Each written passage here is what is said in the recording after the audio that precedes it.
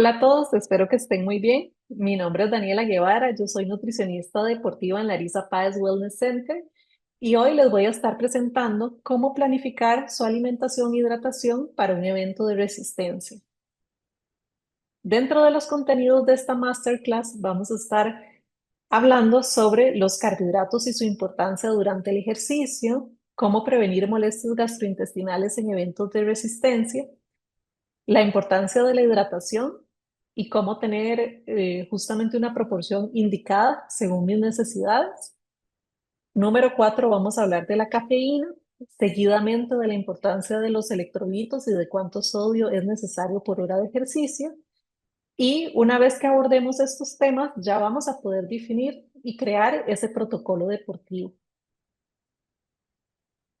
Ahora, es indispensable siempre recordarles que las recomendaciones deben personalizarse. Aquí les voy a dar grandes rasgos, generalidades de lo que un deportista necesita para generar ese protocolo deportivo, pero siempre va a ser indispensable que cada deportista con su nutricionista deportiva elaboren recomendaciones totalmente personalizadas.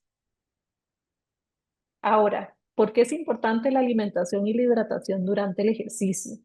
Básicamente es porque nos ayuda a brindar energía suficiente para realizar el ejercicio, que el cerebro mantenga sus funciones en un nivel óptimo, lograr la intensidad y el rendimiento deseado durante todo el periodo del ejercicio, entrenar también la tolerancia gástrica, probando el consumo de diferentes cantidades de alimentos y o líquidos, y evitar niveles de deshidratación que comprometan el rendimiento deportivo. Ahora, es indispensable también ciertas consideraciones previas a la elaboración del protocolo deportivo.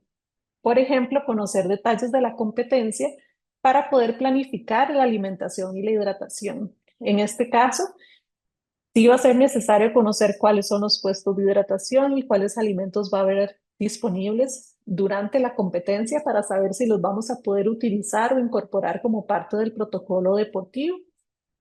Conocer las condiciones climáticas del evento, el tiempo estimado que voy a durar haciendo esa competencia para saber cuánto hay que llevar y cuánto hay que aportar, ya sea en alimentos o en líquidos, y los implementos y el equipo necesario para poder justamente tener siempre disponible esa alimentación y hidratación cuando el cuerpo la necesite.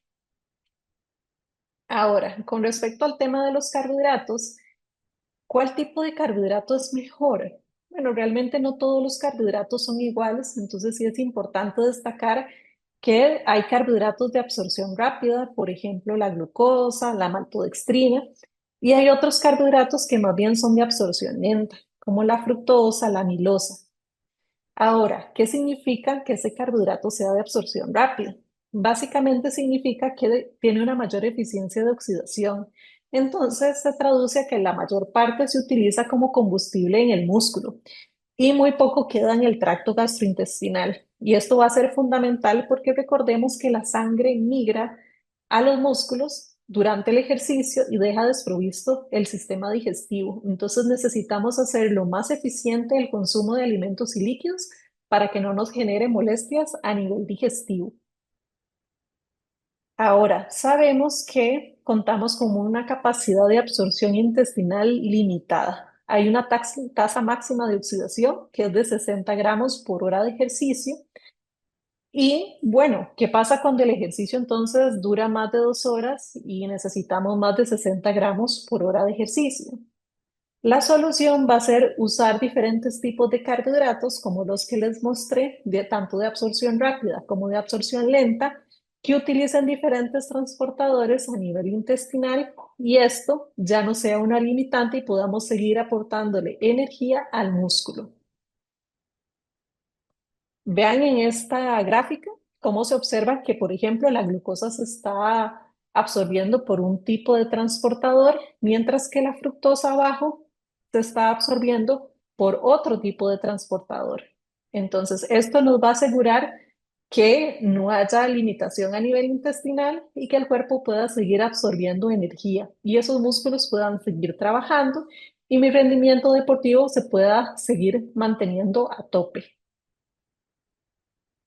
Ahora, aquí viene una tabla donde indico las recomendaciones según la intensidad y la duración del ejercicio. Vean que específicamente en ejercicios de resistencia de 1 hora o incluso más de 2 horas y media, ya se recomiendan consumos de 30, incluso hasta 90 gramos por hora de ejercicio. Y en este tipo de escenarios es donde se vuelve todavía más indispensable la inclusión de carbohidratos de transporte múltiple. Por ejemplo, que traigan glucosa y fructosa o maltodextrina y fructosa, que sean justamente esta mezcla. ¿Para qué? Para que utilicen los diferentes transportadores, no saturen el intestino, no nos vaya a generar molestias y el músculo pueda seguir entrenando al máximo. Ahora, ¿cuál presentación es mejor? Porque sabemos que los carbohidratos pueden venir en presentación hidratante, pueden venir en gel, en barra, en gomitas. Y pues realmente la respuesta es que ningún alimento o bebida deportiva es mejor a otra. Lo que sí se recomienda es hacer combinaciones de productos para dar variedad en cuanto a sabor, textura y presentación. Por ejemplo, las gomitas pueden ser un alimento más sólido, los geles semisólidos y ya el hidratante un poco más líquido. Entonces se vale hacer combinaciones entre todos los productos que tengamos disponibles para llegar a las metas de carbohidratos requeridas por hora de ejercicio. Ahora, los alimentos sólidos sí que recomendamos que tengan un bajo contenido de fibra, proteína y grasa porque estos componentes enlentecen el vaciamiento gástrico y también enlentecen la absorción de carbohidratos y de líquidos. Entonces no es algo que queremos que suceda durante el ejercicio porque más bien queremos que la digestión sea liviana y poder evitar este tipo de situaciones complejas durante ejercicios, sobre todo de larga duración. Ahora, ¿cuál es la proporción ideal de carbohidratos? Hay muchos productos que afirman tener la mejor proporción, pero realmente eso no existe. La proporción a elegir va a depender de la cantidad de carbohidratos que tolera esa persona consumir por hora. Por ejemplo, si una persona tolera consumir 90 gramos por hora, se podría escoger una proporción de 2 a 1, que sean 60 gramos de glucosa y 30 gramos de fructosa. O si fuera, por ejemplo, el caso de que tolera incluso hasta 120 gramos por hora de ejercicio, se podría escoger una relación de 1 a 1, 60 de glucosa y 60 gramos de fructosa. Vean que es importante notar que como ya estamos hablando de cantidades altas de carbohidratos por hora de ejercicio, siempre se hace la mezcla entre los dos tipos de carbohidratos para que haya absorción por diferentes transportadores y no haya saturación a nivel digestivo. Ahora, sí quería recalcar el tema de la importancia de la lectura de etiquetas, porque ahí es donde vamos a poder descubrir cuánta cantidad de carbohidratos tiene ese producto, incluso cuánta cantidad de sodio y qué tipo de carbohidratos nos está aportando. En este caso, vean que un gel contiene 24 gramos de carbohidratos y principalmente contiene glucosa y fructosa.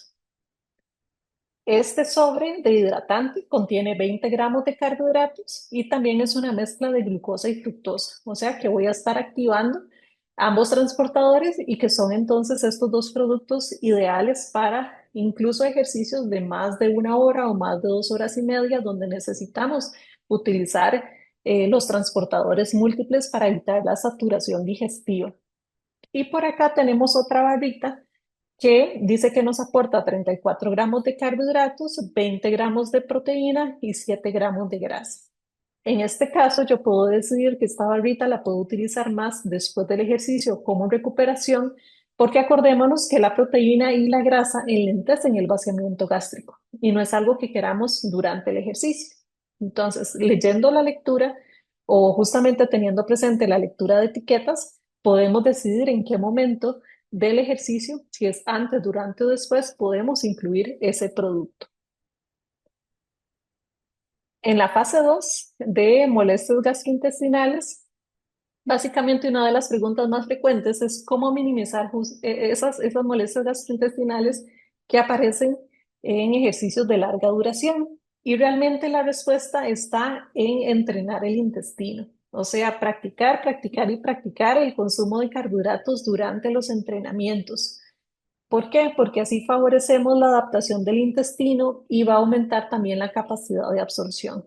Entonces, sí recomendamos ir progresivamente aumentando el consumo de carbohidratos porque va a ser según las necesidades individuales lo que funcione mejor y hay que ir haciendo prueba y error para ir descubriendo, ir entrenando poco a poco el sistema digestivo. Entonces, sí es importante que definan con su nutricionista qué cantidad y qué tipo de alimentos son los más adecuados a consumir durante el ejercicio y en qué momento hay que consumirlos para justamente ir desarrollando ese entrenamiento intestinal y van a ver que poco a poco ya el cuerpo los empieza a tolerar mejor e incluso a nivel de rendimiento deportivo, el cuerpo lo empieza a agradecer porque va a tener la energía necesaria en el momento adecuado. Por eso, como les decía, siempre tener presente un aumento progresivo de la cantidad de líquidos y carbohidratos a consumir. Si nunca he estado acostumbrado a consumir carbohidratos o líquidos, no puedo empezar con 60 o 90 gramos por hora porque muy probablemente lo voy a resentir a nivel digestivo. Necesito empezar con pequeñas dosis, 20 gramos, 30 gramos, incluso en mililitros, 200, 300 mililitros por hora para que el cuerpo y el intestino se vaya entrenando. Ahora, como punto número 3, tenemos la hidratación, que, bueno, vale la pena también mencionar los efectos negativos o las consecuencias de la deshidratación, que sabemos que la sangre se vuelve más espesa, hay menor flujo de nutrientes al músculo, entonces por más de que aportemos carbohidratos y estamos deshidratados, no llega esa energía a la masa muscular. Hay una menor sudoración, disminuye la velocidad de vaciamiento gástrico, aumenta la percepción de esfuerzo y también hay afectación a nivel cognitivo. Y en climas calurosos también puede potenciar el tema de los calambres, el agotamiento o incluso que aparezca el golpe de calor. Entonces, sí es indispensable que tengamos presente la importancia de la hidratación durante el ejercicio para prevenir cualquiera de estas consecuencias. Ahora, en deportes de resistencia se recomienda que no haya una pérdida mayor o igual a un 2% porque ya se empiezan a ver esas consecuencias en el rendimiento deportivo. Incluso ya un 3 o un 5% de deshidratación se ha visto que tiene consecuencias negativas en el rendimiento. Ahora, por ejemplo, si una persona pesa 60 kilos, un 2% de su peso corporal representa 1,2 kilos. Entonces, lo que vamos a intentar es que esa persona durante el ejercicio no pierda más de esa cantidad. Ahora, ¿cuánto líquido necesito? La recomendación general va a ser realizar tomas de 150 a 250 mililitros cada 15 a 20 minutos para completar por hora de ejercicio aproximadamente de 500 a 1 litro de líquidos por hora. Esta sería la recomendación de partida, la recomendación general. Si ya queremos hacerlo más específico y más individualizado, podemos aplicar la fórmula de la tasa de sudoración, donde necesitamos tener un peso inicial y un peso final después del ejercicio. Vamos a registrar cuál es el volumen consumido de líquidos durante el ejercicio, si hubo pérdida de orina y la duración específica de esa actividad. Vean en este caso que colocamos peso inicial 70 gramos, peso final 69 kilogramos, consumió medio litro de líquidos durante el ejercicio, no tuvo pérdidas por la orina y la duración fue de 1 hora y media. Y como resultado nos da que esa persona perdió 1 litro por hora de ejercicio. Ahora, si el entreno dura 4 horas, significa que esa persona va a perder 4 litros durante todo el entrenamiento o la competencia. Pero bueno, sabemos que no en todos los deportes, incluso no todas las personas pueden llegar a tomar esa cantidad. Entonces lo que hacemos es monitorear que no haya una pérdida mayor al 2% del peso corporal y definir un volumen tolerable que cubra los requerimientos. En este caso se puede ir definiendo, bueno, empezar cubriendo un 50% de la tasa de sudoración o un 60% e incluso llegar hasta un 80%. Pero eso va a depender mucho de la tolerancia gástrica de la persona, incluso de las oportunidades que tenga para hidratarse dependiendo del deporte que practique. Ahora, con respecto a la cafeína, ¿cuánta cafeína debo tomar y cuándo? Bueno, este es uno de los suplementos que realmente se ha demostrado que mejoran el rendimiento deportivo. Se recomienda de 3 o más incluso miligramos de cafeína por kilogramo de masa corporal. En este caso, por ejemplo, para una persona de 70 kilos se recomendaría 210 miligramos de cafeína por hora. En este caso, vean que les presento las gomitas Mocha Shots, que dice que en la presentación gomita o incluso en chicle se absorbe a través de la mucosa oral y esofágica, y esto significa que en 15 minutos ya tenemos el efecto de la cafeína a nivel sistémico. ¿Qué beneficios tiene esto? Pues que podamos consumirla casi que en el momento que lo necesitamos. Una gomita de cafeína se puede consumir al inicio del ejercicio, se puede consumir a la mitad de la competencia o incluso ya casi llegando a la meta para que la cafeína estimule el sistema nervioso y podamos tener ese boost de energía, ese aporte a la energía y sintamos que vamos a poder lograrlo y llegar hasta la meta. Vean que en este caso una persona, entonces de unos 70 kilos, podría estar consumiendo de una, incluso dos gomitas en cierto periodo de tiempo. Incluso la frecuencia también se define con el profesional, porque vean que el exceso de cafeína puede generar efectos secundarios, entonces tampoco queremos llevarlo a un extremo. Y los efectos secundarios pueden ser dolores de cabeza, ansiedad, aumento del ritmo cardíaco, mareos, incluso náuseas o problemas gastrointestinales. Entonces, para poder evitarlo, lo recomendado es sentarse con el profesional y definir cuánto sería la cantidad a consumir, con qué frecuencia y a partir de ahí también ir probando la tolerancia a nivel gástrico. Electrolitos y sodio. ¿Realmente se necesita tanto sodio? Hay como una tendencia generalizada que hay que consumir que muchas pastillas de sal, y pues lo que dice la evidencia científica es que aún faltan todavía más investigaciones para apoyar las funciones del sodio, por lo que muy probablemente no necesitamos cantidades tan extremas o tan altas, porque ya incluso con pocas cantidades podemos ver mejora en la absorción de los líquidos, incluso puede ayudarnos a mantener los niveles de sodio en sangre, pero sobre todo en situaciones extremas, cuando ya estamos hablando de que hay un riesgo más elevado de hiponatremia. Ahora, sí es indispensable reponer las pérdidas de sodio si la persona tiene grandes pérdidas de líquidos durante el ejercicio. Si ya estamos hablando de personas que pierden de 4 a 5 litros de líquido por hora, o si incluso logran reponer un 70% de las pérdidas de líquido, ahí va a ser todavía más fundamental aportar sodio durante el ejercicio. Y si tiene concentraciones altas de sodio en sudor, que aquí es donde llamamos, ¿verdad?, los sudadores salados. En este punto, sí va a ser indispensable todavía aumentar más los requerimientos de sodio por hora de ejercicio. Pero en términos generales, ¿verdad? Sobre todo incluso en personas que no tienden a tomar suficiente líquido durante el ejercicio, hablamos de 500 a 700 miligramos por hora de ejercicio.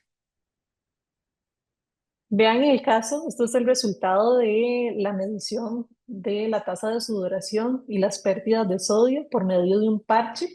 Y esta persona perfectamente en una hora de ejercicio perdió 400 miligramos de sodio. Entonces vean que no es, como les decía, cantidades extremadamente salidas de lo usual. Y vean que con una pastilla de hidratante yo podría estar realmente completando ese requerimiento de sodio, porque usualmente una pastilla tiene 300 miligramos de sodio. Entonces, justamente definiéndolo en el protocolo deportivo, vamos a saber cómo consumir suficiente lo que necesito, pero no necesariamente excederme, porque ya vemos que el sodio en exceso tampoco es que aporta mayores beneficios. Ahora, ¿cómo prevenir calambres? Bueno, básicamente los calambres musculares durante o después del ejercicio son un problema muy común, sobre todo en deportes de resistencia, y pueden afectar drásticamente el rendimiento. Vean que los calambres musculares realmente son multifactoriales y uno de los principales causantes realmente es la falta de acondicionamiento físico. Eso significa que hacer una nueva actividad o que dure más de lo usual o que requiriera un esfuerzo más de lo usual, ya esto me va a ser propenso a tener un calambre muscular. Igual lo que nosotros podemos hacer A nivel de nutrición es asegurar que no haya una deshidratación, como les decía, no una pérdida mayor al 2% del peso corporal y que haya un aporte suficiente de electrolitos, sobre todo de sodio, para en todo caso desde esta área prevenirlos. Pero vean que otras condiciones como el calor, la fatiga muscular, incluso hay un control neuromuscular alterado, pueden ser realmente la causa de los calambres musculares y no necesariamente un tema de hidratación o de alimentación. Entonces, les decía que realmente no existe suficiente evidencia científica para decirles que los electrolitos es la razón principal, ¿verdad? O el agotamiento de esos electrolitos es la razón principal por la cual se den los calambres, pero que igual teniendo un buen consumo de líquidos y de electrolitos podríamos evitar que llegue a darse esta condición. Usualmente el tratamiento se centra en estiramientos, en masajes y en reducir la intensidad del ejercicio para que ese músculo se recupere. Ahora, en este caso, les voy a presentar una actividad donde dice que Ana va a correr una maratón y pide asesoría. Dice que ella ya midió su tasa de sudoración, que es de 1,2 litros por hora, y que va a tardar 4 horas en llegar a la meta. Entonces, ¿cómo sería la primera hora de su protocolo de hidratación? Pues bueno, básicamente su requerimiento de carbohidratos se podría iniciar con 50 a 60 gramos de carbohidratos por hora de ejercicio de transporte múltiple. Eso va a ser fundamental para evitar que se les saturen los transportadores. En cuanto al requerimiento de líquidos, vimos que su tasa de sudoración es de 1,2 litros por hora y que la meta va a ser cubrir de un 50 a un 60% de su tasa de sudoración, que en este caso un 60% sería 720 mililitros por hora. Sí que vamos a querer evitar que pierda más de un 2% de su peso corporal. Entonces, si su peso inicial era 65 kilos, entonces vamos a intentar evitar que pierda 1,3 kilos o más de peso durante el ejercicio para que la deshidratación no traiga consecuencias negativas en su rendimiento. Y aquí les coloco cómo podría ser una aproximación de la primera hora de su protocolo deportivo, donde ella decide, por ejemplo, incluir gomitas, si va a consumir agua de la que provee el evento deportivo, se va a llevar un gel, por ejemplo, y además va a combinarlo con hidratante. Y vean que si sumamos los carbohidratos, el sodio y el líquido consumido en esa primera hora de ejercicio, esta persona realmente logra llegar a sus metas porque estaría consumiendo 53 gramos de carbohidratos, 460 miligramos de sodio, que está dentro del rango recomendado, y 700 mililitros de líquido. Que al final estos son los tres factores esenciales que nos fijamos para elaborar el protocolo deportivo. Ahora, en resumen, ¿cuánto consumir? Bueno, realmente es suficiente para prevenir una pérdida de peso de un 2 o un 3% del peso total, siempre ojalá basado en la tasa de sudoración, evitar la ganancia de peso, porque si estamos ganando peso después del ejercicio significa que estamos consumiendo más de lo que requerimos. Evitar problemas gastrointestinales, siempre, siempre, siempre hay que medir la tolerancia gástrica individual y entrenar el intestino. ¿Qué consumir? Depende de las necesidades de carbohidratos. Ya vimos en el caso de Ana que va a ser muy específico según cada persona y a partir de eso vamos a definir cuáles alimentos y cuáles líquidos incluir y vamos haciendo sumatoria del aporte de carbohidratos de cada uno de los productos y también va a depender de la duración de la competencia o de la duración del ejercicio. ¿Cuándo? También va a depender del tipo de competencia, de los puestos de hidratación y de las oportunidades que yo vaya a tener para poder alimentarme e hidratarme. Priorizar siempre el consumo de alimentos y de líquidos al inicio del ejercicio, que es cuando el sistema gastrointestinal está más completo y va a poder absorber mucho mejor. Y el consumo regular, ojalá de cada 10 o cada 15 minutos se puede ir incluyendo alimentos para favorecer la absorción digestiva. En cuanto a la temperatura, se recomienda que las bebidas más frías pueden proporcionar justamente esa sensación de enfriamiento en condiciones de calor. Ahora, si tienes dudas o quieres saber más sobre este tema, puedes definitivamente profundizarlo con tu nutricionista en la consulta.